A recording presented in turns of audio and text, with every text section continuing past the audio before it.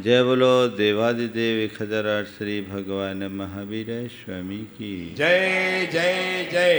अहिंसा परमो धर्म की जय जय जय। परम पूज आचार्य गुरुवर श्री विद्यासागर जी महाराज की जय जय जय। परम पूज्य महामना मुनिराज प्रमाण सागर जी महाराज की जय जय जय। परम पूज्य सागर जी महाराज की जय जय जय। एक बड़ी कंपनी का मालिक अपने बोर्ड ऑफ डायरेक्टर्स की बैठक में सभी डायरेक्टर्स और अपने सहयोगियों के मध्य एक बात रखी और कहा कि मुझे वे सब उपाय बताओ जिससे हमारी कंपनी फेल हो जाए। सब आश्चर्यचकित रह गए। आज तक जितनी भी कंपनीज होती है उनकी बैठकें होती हैं तो कंपनी की ग्रोथ को बढ़ाने के लिए उपाय पर चर्चा की जाती है, पर ये कह रहे वे सारे उपाय बताओ जिससे कि ये कंपनी फेल हो जाए। अब क्या था, मालिक का निर्देश था, बताना था, सबने बताना शुरू किया और जितने सारे कारण हो सकते हैं वे सब के सब उनने एक एक करके गिना दिया। ऐसा करने से ऐसा, ऐसा करने से ऐसा, ऐसा करने से ऐसा, ऐसा करने से। उन्होंने बिल्कुल सहज भाव से सब बातें सुनी और फिर अत्यंत संयत स्वरों में कहा, बस मैं आप सबसे इतना ही कहना चाहता हूँ कि इन बातों से हमारी कंपनी को बचा के रखो। बात समझ में आ गई?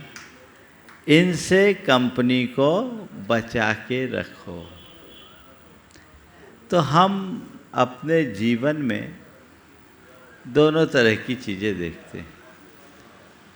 हम चाहते हैं कि हमारे जीवन की कंपनी आगे बढ़े, चाहते हैं कंपनी की ग्रोथ चाहते हैं, कोई बात नहीं, ग्रोथ आपो आप हो जाएगी यदि कंपनी को नुकसान पहुंचाने वाले कारकों से हम अपने आप को बचा लें।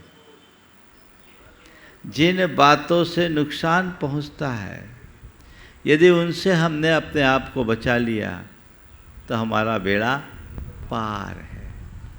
आज कुछ बातें जो हमारे जीवन को सबसे ज़्यादा क्षति पहुंचाती हैं, जिनसे हमारे मन की शांति, चित्त की प्रसन्नता, जीवन का आनंद और संबंधों की मधुरता खंडित होती है, आज मैं उनकी चर्चा आप सबके मध्य शुरू करने जा रहा हूँ।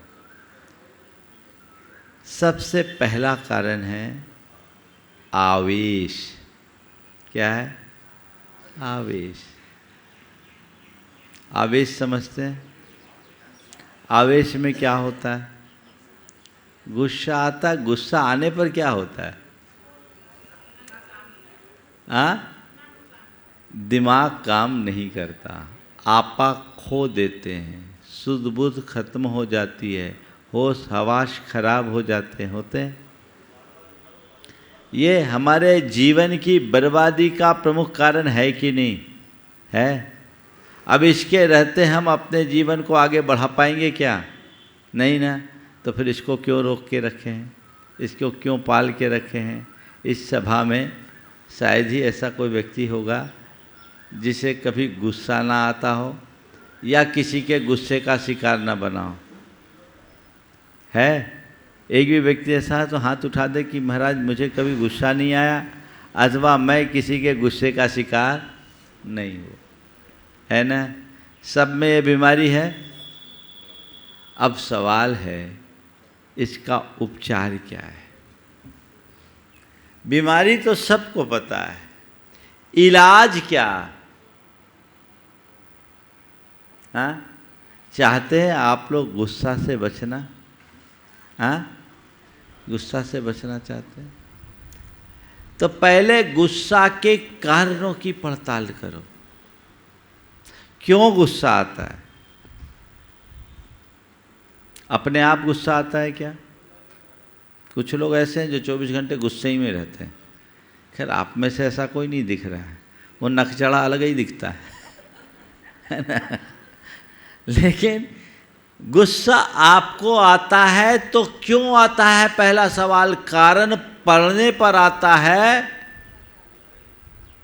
या बिना कारण के आता है? हाँ, पहला सवाल कारण पड़ने पर आता है। कारण की पूर्ति हो जाने पर गुस्सा बना रहता है या खत्म हो जाता है? गुस्सा आता है तो देर तक टिका रहता है या फिर समाप्त हो जाता है? गुस्सा आने के बाद जिसके प्रति गुस्सा होता है उसके प्रति गांठ बंध जाती है या उसे भूलने और क्षमा करने का भी भाव आता है? दोनों तरह की बात। ये 4 पैमाने हैं अपने गुस्सा को नापने की। लेकिन सबसे पहली बात, जो ज़्यादातर लोगों को गुस्सा आता है कारण पड़ने पर, है ना? क्या कारण आता है जब गुस्सा आता है? जब मन के अनुकूल न हो तो गुस्सा आता है। किसी के द्वारा कोई दुर्व्यवहार हो जाए तो गुस्सा आता है ना? हमारी इच्छा पूर्ति में बाधा होने लगे तो गुस्सा आता है। और कई बार जब हम मानसिक रूप से अस्त व्यस्त रहते हैं तो गुस्सा आता है ना?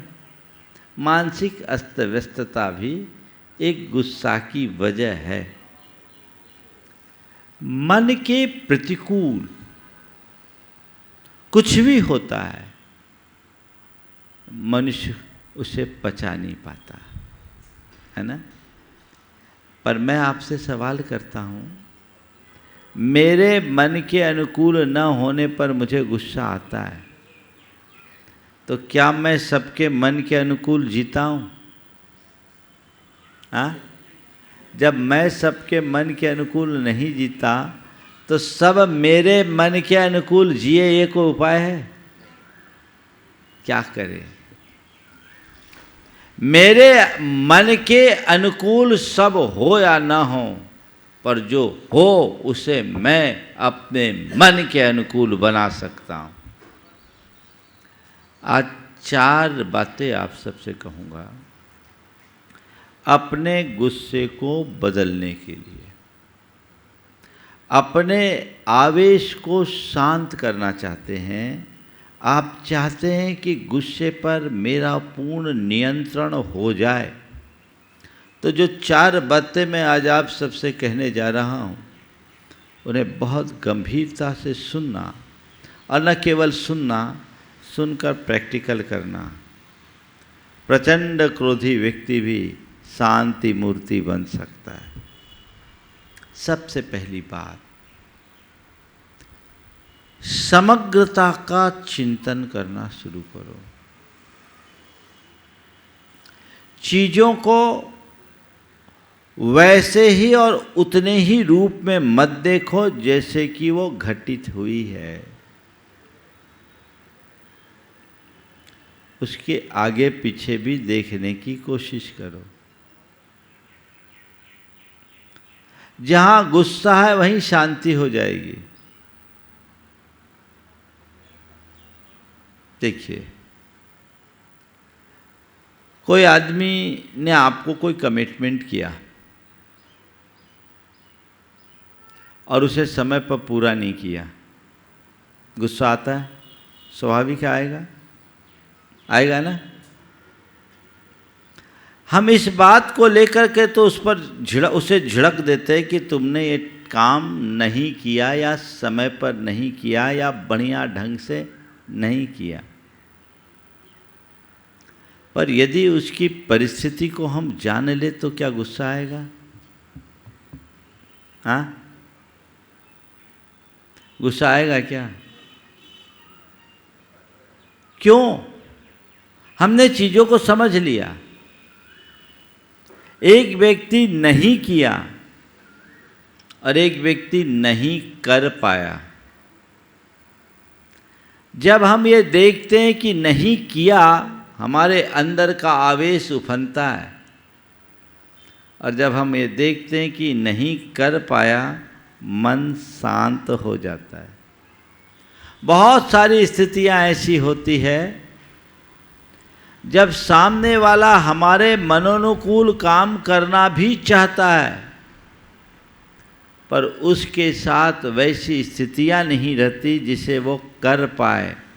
जो व्यक्ति से भांप लेता है वो शांत रहता है, और जो नहीं भांपता वो उफन जाता है। 2-3 उदाहरण आप सबके बीच दे रहा हूँ। समग्रता का विचार यदि करो तो गुस्सा ठंडा होगा। मान लीजिए आपकी घरवाली ने आपको फ़ोन किया, आज क्या खाओगे? आपने उनसे कहा जो खिला दो। नहीं नहीं, आज आपकी चॉइस का खाना बनाएंगे। ठीक है, आपने कहा ठीक है, आज रोटी नहीं डोसा खाएंगे। बोला आइए आप तैयार। और घर आए और थाली में डोसे की जगह रोटी मिले तो क्या करोगे? और वो भी ठंडी। अब क्या करोगे बोलो? हाँ, वो थाली को उड़न तस्तरी बना दोगे, होगा? और अब चिल्लाना शुरू किए। ये भी कोई तरीका है? ऐसा मजाक, ऐसा भद्दा मजाक, यही सब करना था तो ये सब क्यों फ़ोन पर कहा? हमने कहा था क्या? खुद ने चला करके पूछा। न जाने क्या क्या सुनाओगे, तुम ही जानो, मेरा एक्सपीरियंस नहीं है ना? अब सुना रहे हो। अब धर्मपत्नी बेचारी हाथ जोड़ रही, बोले आज तक आपके साथ ऐसा मजाक नहीं किया, क्या करूं? मुझे बहुत दुख है कि आपको कह करके भी कुछ नहीं कर पाई। देखिए ना, मैंने सारी तैयारी कर ली थी, घोल भी तैयार था, सोची कि आप आओगे, गरम गरम निकाल देंगे, लेकिन जैसे ही गैस ऑन किया, गैस ही ख़त्म। मैं क्या करूं? ये तो गनीमत थी कि सवेरे के 4 रोटियां पड़ी थी, सो आपको दे दी, नहीं तो ये भी नहीं मिलती। ये हो सकता है कि नहीं? कभी सोचने में आता है? कभी सोचने में आता है हमारे मन की कैसी दुर्बलता है। व्यक्ति रोज हमारे मनोनुकूल काम करता, हम उसके लिए उसका कोई श्रेय नहीं देते, लेकिन एक दिन कुछ कम हो गया तो तकलीफ। रोज तुम्हारे मनोनुकूल भोजन तुम्हारी घरवाली बना के तुम्हारे परोसती है, तुम्हारी रुचि का ख्याल रख करके परोसती है, और एक दिन किसी सब्जी या दाल में नमक कम हो जाए तो उस दिन चिल्ला पड़ते। क्यों बोलो? और देखो व्यवहार में कैसा उल्टा है। किसी ग्राहक से आपको पेमेंट लेना हो, और मान लीजिए लाख रुपया का पेमेंट लेना हो, 50,000 भी देता है, 20,000 भी देता है, सोचते चलो इतने तो आए, हाँ 20,000 तो आए, उसको आप स्वीकार लेते हो। धर्मपत्नी 29 दिन अच्छा खाना खिलाए, एक दिन ढंग का नहीं, तो उफनते क्यों? सोचो 29 दिन तो अच्छा किया। एक सोच अपने मन में जमा लीजिए कि मैं कोई भी प्रतिक्रिया समग्रता से जाने बगैर नहीं करूंगा। ऐसा केवल इन लोगों के साइड से होता है, ऐसा नहीं, इधर से भी होता है, और अपेक्षाकृत कुछ ज़्यादा होता है ना? आपने कुछ सामान लाने के लिए कहा, सामने वाला खट पच कर घर आया है, आने के बाद ये पूछना तो दूर की बात है कि कैसे हो, क्या है, पानी पी लो, बैठ जाओ, वो सामान लाए? भूल गया, आपको तो कुछ ख्याल ही नहीं रहता, बरस गए, कोई कुछ नहीं। ये है ना, बोलो ये क्यों है? ये हमारे मन की एक दुर्बलता है जो जीवन की समरसता को लील जाती है। यदि वहां थोड़ा सा हम समग्रता से विचार करना सीख जाएं तो कभी गड़बड़ नहीं होगा। कई बार ऐसा होता है, ज्यादातर जिनके बीच हम रहते हैं वो इरादतन हमारे विरुद्ध व्यवहार नहीं करते, हो जाता है, पर लोग हैं जो उसे पकड़ लेते हैं और उसकी जो प्रतिक्रिया होती है बड़ी तीखी होती है, जो पूरे जीवन की समरसता को खंडित कर देती है। उस प्रतिक्रिया से अपने आप को बाहर निकालिए, अपने मन को मोड़िए, जीवन की धारा को बदलने की कोशिश कीजिए। चीजें वही नहीं होती जैसी हमें दिखती है। अक्सर उसका वास्तविक रूप हमें पता ही नहीं रहता और जैसे ही पता लग जाता है मन ठंडा होता है। बोलो, जब पत्नी कहे कि गैस खत्म तो मूड ऑफ होगा, तुम लोगों को इतना भी पता नहीं रहता, पहले से देखा करो गैस आया कि नहीं आया, पहले से क्यों नहीं बोलते? वो धीरे से कहेगी हफ्ता भर से तो बोल रहे थे। कहने का तात्पर्य कुल इतना है कि चिंतन थोड़ा समग्र बनाएं। मन है पल में राजी होता है, पल में नाराज, पल में राजी पल में नाराज, और वहां भी नाराज जहां राजी नाराज होने का कोई तुक भी नहीं है। आप घर से रोज आ रहे हैं मंदिर, आपने देखा आपका पड़ोसी पैदल आ रहा है, आपने गाड़ी रोकी, उसे बिठाल दिया, प्रवचन में साथ ले आए। पहले दिन ले आए, उसने धन्यवाद किया, दूसरे दिन भी ले आए, धन्यवाद किया, तीसरे दिन आप गाड़ी आगे बढ़ा दिए, उससे देख के अनदेखा कर दिए। अब क्या? अरे बड़ा अभिमानी हो गया है, देखा तक नहीं, देखकर अनदेखा कर दिया। अरे क्या है, उसके पास गाड़ी है तो इतना बड़ा आदमी हो गया क्या? कल तक तो मेरी तरह साइकिल पे घूमता था, आज ऐठने लगा, जैसे आपके बाबूजी का नौकर हो। उस समय आप ये गालियां तो उसे दे रहे हैं, पर ये क्यों नहीं सोच रहे कि हो सकता आज वो कहीं और जा रहा हो। 2 दिन तक उस भले आदमी ने खुद आगे होकर के गाड़ी रोका, मेरा बिना कहे मुझे बिठाया। आज तीसरे दिन नहीं बिठाया, कहीं और जा रहा होगा, कोई और काम होगा, किसी और से कमिटमेंट होगा, ये क्यों नहीं सोचते? बोलो, कभी आता है ऐसा सोचने में? ये मन का खेल है, इसलिए मन को मोड़ना सीखिए, समग्रता से विचार करना सीखिए। कुछ भी हो, किसी को कोसने की आदत छोड़िए और उसकी वास्तविकता को जानने का प्रयास कीजिए।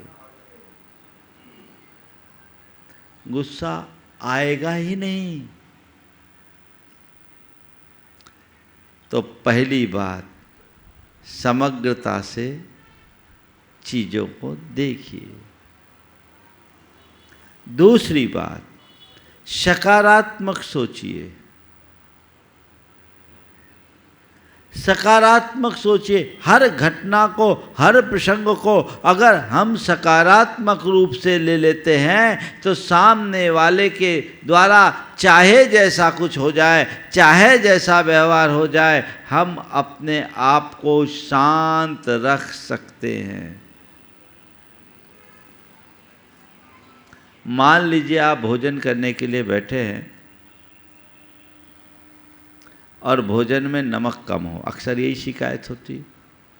या चाय पीने के लिए बैठे हैं, चाय में चीनी कम हो,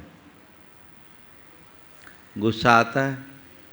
हाँ, और यदि उस घड़ी आप इतना सा सोच लें कि मेरी धर्मपत्नी को मेरी सेहत का ज़्यादा ख्याल आ गया है, हो सकता है वो मुझे डायबिटीज़ से बचाने के लिए या मैं ब्लड प्रेशर का शिकायत हूँ उससे बचाने के लिए मेरे चाय में चीनी या भोजन में नमक कम डाला हूँ। ऐसा सोच सकते हैं कि नहीं सोच सकते? हाँ, मेरे सेहत का ख्याल रखकर ऐसा किया जा रहा है। हो सकता है सामने वाले से अनजाने में ऐसा हो।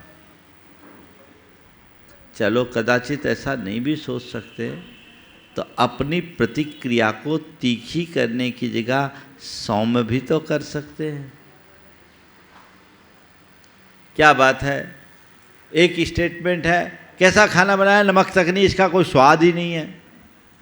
और एक दूसरा स्टेटमेंट ये भी हो सकता है, पूछने का ये भी तरीका है, सब्जी तो अच्छी बनाई, लगता है ऐसा है कि शायद नमक डालना भूल गई। आप पहली वाली प्रतिक्रिया देते हो या बाद वाली? हाँ, क्या हुआ महाराज, हम तो आपसे एक ही चीज़ सीखे, सब काम पहले नंबर का होना चाहिए, है ना? सब काम पहले नंबर का होना चाहिए। तो यहाँ भी हम पहले नंबर का काम करते हैं। ये गड़बड़ी है। क्षोभ, खीज, झुंझलाहट हमारी असहिष्णुता को प्रकट करता है। और जो व्यक्ति सकारात्मक सोच रखते हैं वो उस पर बहुत अच्छे से नियंत्रण पा सकते हैं। वैसे ही देखने की कोशिश कीजिए। छोटी छोटी बातों में जो बड़ा बड़ा बवाल खड़ा होता है, सब अपने आप ठंडा हो जाएगा। आप चीज़ों को बहुत लाइटली लेने के अभ्यासी बन जाएंगे। सकारात्मक सोचिए। आपसे एक सवाल करता हूँ, रोज ऐसा होता है दुकान में ग्राहक आते हैं ना, माथा पच्ची करते होंगे, और यहाँ तो कपड़ा वाले ज़्यादा हैं। और कपड़ा की दुकान में अगर कोई ग्राहक आ गया, 1 घंटे तक 50 तरह की चीज़ें देखी और एक भी पसंद नहीं किया, तो क्या करते हो? गुस्सा आता है, चेहरे पर तो मुस्कुराहट रहती है। और चलो इतना ही नहीं, एक टिप्पणी और कर दी, तुम्हारे दुकान में तो कुछ है ही नहीं। अब क्या बोलो? हाँ हाँ, स्माइल के साथ, ठीक है बहन जी, कोई बात नहीं, आप कल आइए और अच्छा आने वाला है, आप लीजिए। मैं आपसे सवाल करता हूँ, इतनी माथा पच्ची यदि तुम्हारी घरवाली तुमसे करे तो क्या हो गया? दुकान में तुम इतने सह रहे हो, अपने अन्य व्यवहार में क्यों नहीं? बोलो, वो उसका व्यवहार तो तुम्हारे अनुकूल नहीं ना, ग्राहक का। जितने भी ये कस्टमर केयर वाले होते हैं, कितनी गालियाँ सुनते बेचारे, हाँ सुनते हैं ना, पर वो कितनी पोलाइटली जवाब देते हैं। क्यों? उनको उसकी ट्रेनिंग होती है और उनको पता है मेरी कॉल रिकॉर्ड की जा रही है, मेरा काम है ग्राहक को संतुष्ट करना। यदि मेरे व्यवहार से ग्राहक क्षुब्ध होगा तो मेरी नौकरी चली जाएगी। विवेक सामने है। समझ रहे मनुष्य के अंदर तो कभी गुस्सा नहीं आ सकता। ग्राहक न बिगड़ जाए इसकी समझ होने से तुम ग्राहक के अभद्र टिप्पणी को भी सह लेते हो। संबंध न बिगड़ जाए इतनी समझ हो, ऐसी समझ हो तो घर वालों की बातें भी सह लोगे। पर तुम्हारे लिए ग्राहक मूल्यवान है, संबंध नहीं। जिस दिन ग्राहक जैसी कीमत तुम अपने संबंधों की आंकने लगोगे, तुम्हारी समझ अपने आप विकसित होगी। ग्राहक कदाचित टूट जाए तो बहुत बड़ा नुकसान नहीं, लेकिन संबंध टूट जाए और बिगड़ जाए तो इससे बड़ा और नुकसान नहीं है। और क्रोध का सबसे पहला नुकसान है संबंधों का टूटना, बिगड़ जाना। बोलो, क्रोध में संबंध बिगड़ता है कि नहीं बिगड़ता? स्वास्थ्य भी बिगड़ता है और संबंध भी बिगड़ता है ना। एक आदमी बहुत क्रोधी था और नाग पंचमी का दिन था। रात के 12 बजे धर्मपत्नी उठी, बोले उठो दूध पी लो, उठो दूध पी लो। पति ने देखा 12 बज रहे हैं, बोले रात के 12 बजे ये प्यार कहाँ से उमड़ा है? रात के 12 बजे ये प्यार कहाँ से उमड़ा है? बोलो प्यार व्यार छोड़ो, सोचा आज नाग पंचमी है, 12 बजे अब सांप को कहाँ से ढूंढे, तुम ही पी लो।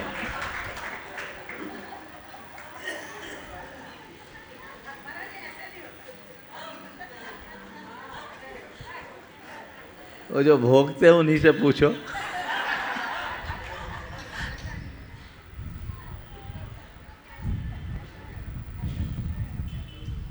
जीवन जहरीला हो जाता है। जो व्यक्ति अपने स्वभाव में नियंत्रण नहीं रखता, उसका जीवन अप्रासंगिक हो जाता है। अपनी प्रासंगिकता को बनाए रखने के लिए समझ को अच्छी बनाना बहुत जरूरी है। समझ बना के रखिए। जैसे हम अपने जीवन व्यवहार में अन्यत्र हो चीज़ों को मन के प्रतिकूल होने के बाद भी चुपचाप सह लेते हैं, ऐसे ही जीवन में कुछ प्रतिकूल घट जाए तो उसे चुपचाप सहना सीखिए। ऐसी प्रतिक्रिया मुझे नहीं देनी जो मेरे संबंधों को खराब कर दे, जो मेरे मन की शांति को खंडित कर दे, जो मेरे सेहत को प्रभावित कर दे। ऐसी प्रतिक्रिया क्यों दें? इतनी तो समझ चाहिए। आपके अंदर ये क्षमता है, जब आप ग्राहक की बात सह सकते हो, बॉस की बात सह सकते हो, तो अन्यों की बातें भी तो सह सकते हो। हम मुनियों के लिए एक परिचय, आक्रोश परिचय। इसका मतलब क्या है? कोई अभद्र टिप्पणी करे तो उस पर क्षोभ मत करो, उसे अपने कर्म निजरा का निमित्त मानकर हंसकर टाल दो। इतनी समझ हो किस बात को हंसकर टालना है, सब ठीक है। आप लोग भी इतनी समझ तो रखते हैं किसको एक्सेप्ट करना है और किसको इग्नोर करना है। समझते हो कि नहीं समझते? तो ये समझ होनी चाहिए। आप लोग उल्टा करते हैं, जिनको इग्नोर करना है उनको पकड़ लेते हैं और जिनको एक्सेप्ट करना उनको छोड़ देते हैं, है ना? तो गुस्सा आता है। दूषित हवा अगर घर में घुसेगी तो घुटन होगी कि नहीं होगी? हाँ, होगी ना। तो दूषित बातों को अपने हृदय में प्रवेश क्यों देते हो? उससे क्षोभ होगा ही होगा। No entry. इग्नोर करो, नज़रअंदाज करो, हंसकर टालो। ये अंदर की समझ होगी तो ऐसा होगा। एक अपार्टमेंट में एक दंपति रहते थे, 9 दंपति थे। उनके फ्लैट से अक्सर केवल हंसने हंसने की आवाज़ आती। अब किसी की हंसी भी लोगों को नहीं सही जाती। कुछ लोगों को बड़ा आश्चर्य हुआ कि क्या बात है, इनमें कोई खटपट नहीं होती क्या? मियाँ बीवी में खटपट नहीं हो तो मियाँ बीवी काहे के? तो इनमें कोई खटपट नहीं होती क्या? ये केवल हंसते ही रहते हैं। आखिर एक दिन एक से रहा नहीं गया, एक युवक ने उससे पूछ लिया, बोला भाई क्या बात है, जब देखो तुम्हारे फ्लैट से केवल हंसी की आवाज़ आती, मामला क्या है? बोले क्या बताऊं, मेरी पत्नी बड़ी गुस्सैल है, मेरी धर्मपत्नी बड़ी गुस्सैल है। तो तुम्हारी धर्मपत्नी गुस्सैल है तो इसमें हंसने का क्या राज? बोले यही तो राज की बात है। धर्म पत्नी गुस्सैल है तो हंसने का क्या राज? बोला यही तो राज की बात है। बोले क्या बात है? बोले क्या बताऊं, जब उसको गुस्सा आता है ना तो घर का सामान उठा उठा कर मुझ पर फेंकती है। जब उसको गुस्सा आता है घर का सामान उठा उठा कर मुझ पर फेंकती है। निशाना लग जाता है तो वो हंसती है, चूक जाता है तो मैं हंसता हूं। निशाना लगे या चूके, हंसकर टालो। समझ गए? और एक बात बोलूं, जहां तुम्हारा बस नहीं वहां हंसकर टालने में ही सार है ना? एक दिन मैंने ऐसी प्रवचन में पूछा रतलाम में कि ये बताओ, तुम भोजन कर रहे हो और भोजन में नमक ना हो तो क्या करोगे? चुपचाप खा लोगे या कोई प्रतिक्रिया करोगे? एक ने कहा मैं चुपचाप खा लूँगा, चुपचाप खा लूँगा। मुझे उसकी इस वृत्ति पर बड़ी प्रसन्नता हुई। बोले बहुत अच्छी बात है। तभी उसके पड़ोस में उसका मित्र बैठा था। बोला महाराज ये इसकी मजबूरी है, नहीं तो खैरियत नहीं। खैरियत नहीं है, समझ गए ना? तो मेरा कहने का तात्पर्य ये है, जब चीज़ें हमारे वश में ना हो तो उसे स्वीकार करना चाहिए, और जो चीज़ें हमें अंदर से उद्वेलित करती है उसे नज़रअंदाज करनी चाहिए।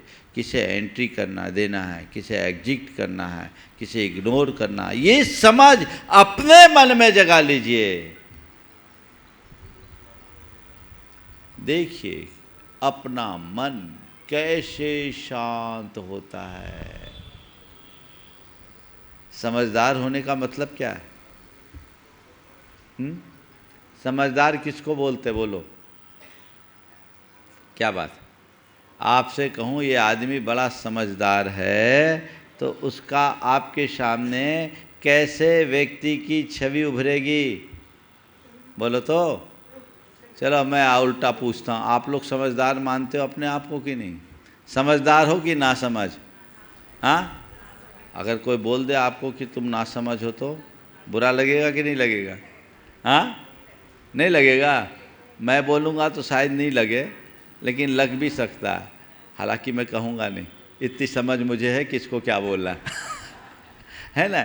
लेकिन तुम अपने आप को कह रहे हो कि हम नासमझ हैं, लेकिन नासमझ मानने को राजी नहीं हो।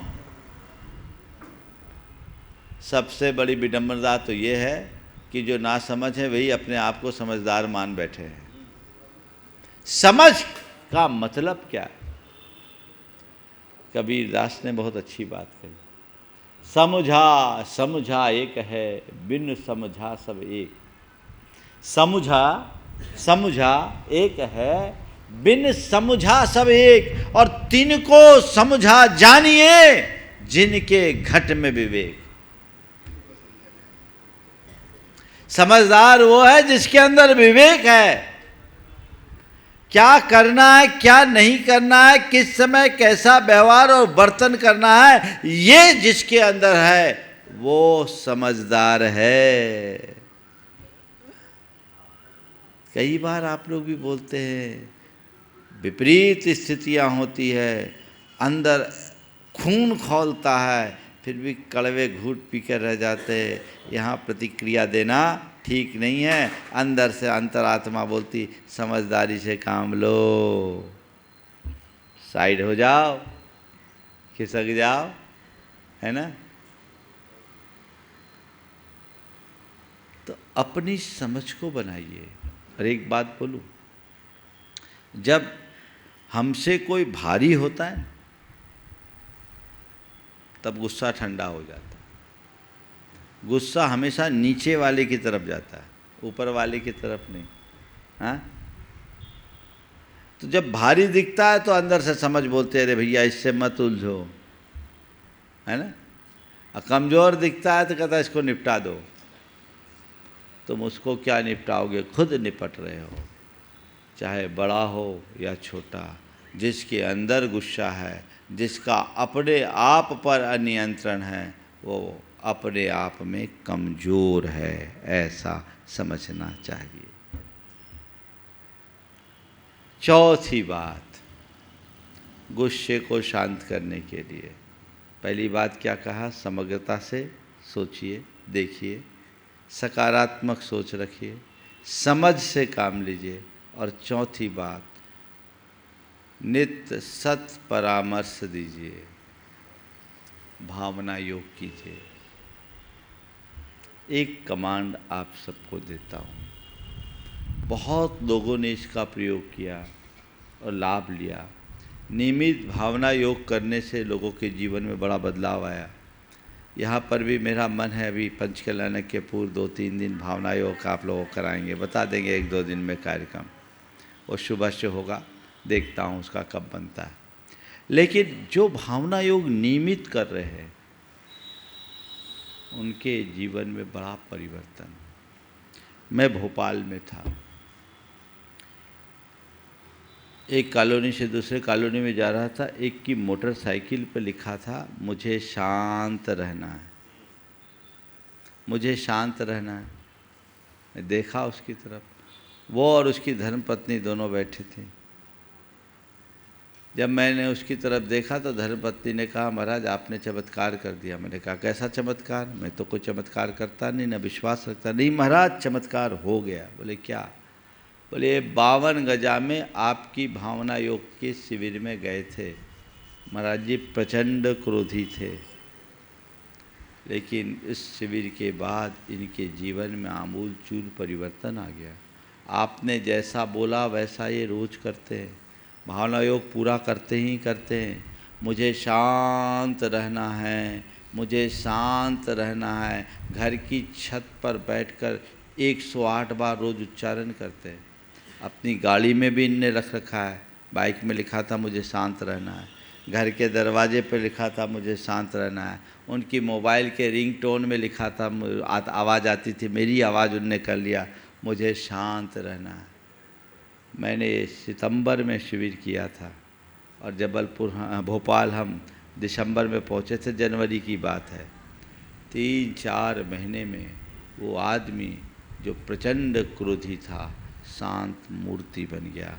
उसने कहा, महाराज पहले जिन छोटी छोटी बातों में मैं उबल जाता था, अब बड़ी बड़ी बातें भी मुझे कुछ नहीं करती। अंदर से आवाज़ आती है, मुझे शांत रहना है, मुझे शांत रहना है। अपने अवचेतन मन में जब ये बात आप बैठा दोगे, मुझे शांत रहना है, गुस्सा आएगा ही नहीं।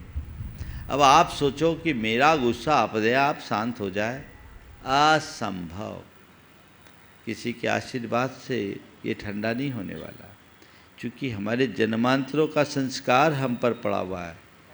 तो उसे दूर करने के लिए हमें नियमित अभ्यास करने की ज़रूरत है। ये एक मंत्र है, इसे आप दोहराइए, कुछ भी है, मुझे शांत रहना है, मुझे शांत रहना है। अंदर ये बात बैठ जाएगी तो कोई गुस्सा दे रहा है, दिला रहा है, उटपटांग बोल रहा है या और कोई व्यवहार कर रहा है, अंदर से मुझे शांत रहना है। व्यवहार संयत होगा, जीवन बदल जाएगा। समझ गया? ये तो हुई खुद के गुस्से पर नियंत्रण का। अब कोई दूसरा गुस्सा करे तो उसमें भी यही चारों बातें अपनाओ। समझ गए? गुस्सा कर रहा है, उस गुस्से को चुपचाप ये सोच करके सह लो कि हो सकता है ये आदमी परेशान हो इसलिए गुस्सा कर रहा है, इसके मनोनुकूल काम नहीं हुआ इसलिए गुस्सा कर रहा है, इससे पूरी बात समझ में नहीं आई इसलिए गुस्सा कर रहा है। कर लेने दो। उसके गुस्से को सकारात्मक रूप से देखो, बकई तो रहा है, मारपीट थोड़ी कर रहा है। मारपीट भी कर दिया, हालांकि किसी पर मारपीट करना अच्छी बात नहीं, मारपीट भी कर दिया, एक आध चाटाई तो मारा, कोई हथियार तो नहीं उठाया। थोड़ी सोच को सकारात्मक बनाओ, उसके वास्तविकता को समझने की चेष्टा करें और उस समय ये सोचे, ये गुस्सा कर रहा है, मुझे शांत रहना है, मुझे शांत रहना है, मुझे शांत रहना है। गुस्सैल आदमी है, उसको उसका स्वभाव मान लो। एक बार एक बहन जी मेरे पास आई, बहुत दुखी थी। बोला महाराज कोई उपाय बताइए। बोले क्या हुआ? बोले हमारे ये हैं ना बहुत गुस्सा करते हैं। बोले करते हैं तो कर रहे हैं, मैं क्या करूं? नहीं महाराज अब नहीं सहा जाता, कितने साल तक सहूँ, 35 बरस हो गए। बोले 35 बरस सह लिया तो और 2, 5, 10 बरस सहना, सह लो, कितने साल और सहो। नहीं महाराज आप तो कोई उपाय बताओ। बोले क्या होता है, तुमसे मारपीट करते? नहीं महाराज मारपीट तो नहीं करते, बस गंदी गंदी गालियाँ देते हैं। बोले गालियाँ देते? हाँ महाराज सहन नहीं होते। हमने कहा अच्छा ये बताओ, तुम घर से यहाँ आती हो, रास्ते में एक पागल मिलता है, तुम्हें कभी मिला? बोले हाँ मिला महाराज, अक्सर मिलता, आज भी मिला था। बोले क्या बोलता? बोले गंदी गंदी गालियाँ देता है। गंदी गंदी गालियाँ देता है? तो हम बोले आज भी तुम्हें दिया? बोले हाँ दिया था। तो तुम्हारे पति वैसी गालियाँ देते? नहीं महाराज वैसी गाली नहीं देते, वो तो ऐसे अच्छे, वैसी गालियाँ नहीं देते। तो हमने कहा जब उस पागल की इतनी गंदी गालियों को सहने को तैयार हो तो तुम अपनी पति की 2 बातें क्यों नहीं सह लेते? बोले महाराज वो तो पागल है। तो हमने कहा जब पति गुस्सा करे तो तुम समझ लो ये पगलाए है।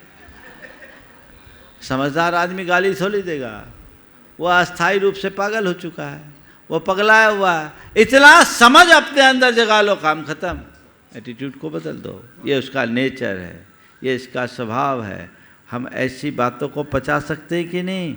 जब उनके साथ रहना है, उनके साथ जीना है, सामने वाले को सुधारना कठिन है, उसके प्रति अपना दृष्टिकोण बदल लेना बहुत सहज है। और ये बदल लिए तो सब काम हो जाए।